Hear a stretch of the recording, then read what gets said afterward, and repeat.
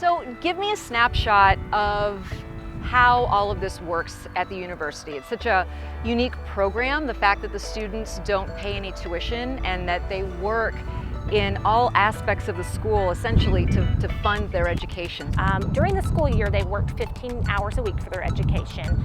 And then also during the summer, those of them who qualify work 40 hours a week to pay for their room and board and their meal program. All the students here at the college work 15 hours a week. And the dairy is one of the workstations. Here in the ag department, we've got the dairy, a feed mill, a beef operation, hog farm. We also have a processing plant where we can process beef cattle or process hogs. And that's where the majority of, actually all of the pork that the Keeter Center uses comes from here and is processed on our processing plant.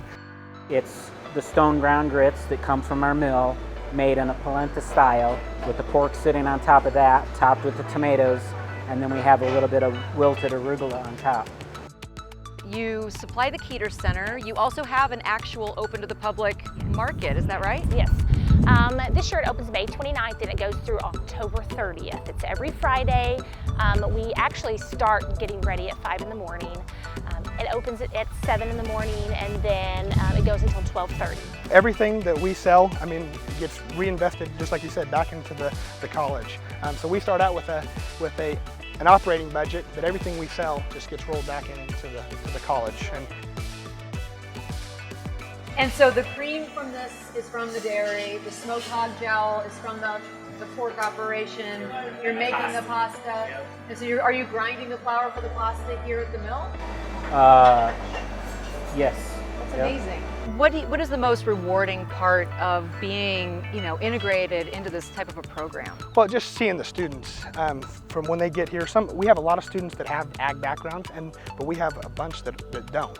And that we offer, we're a liberal arts institution, and so typically at a liberal arts institution you don't necessarily see an ag program, and it's kind of at the heart of what we do here.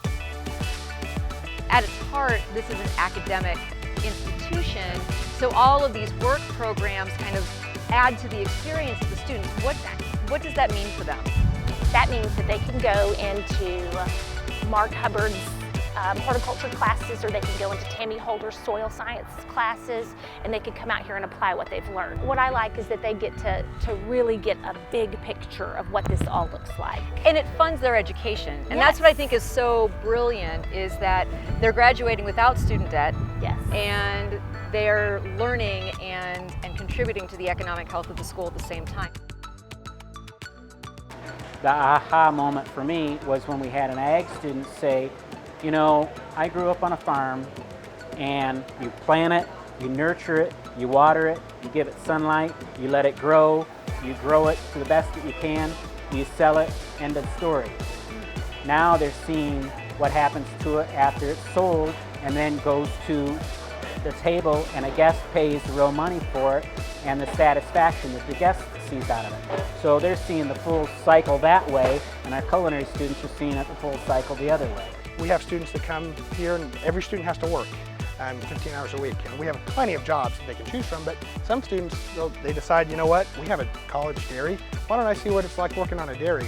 And they come here and just to show them the farm experience, and also educate on how to produce food in a safe, economic, and sustainable way.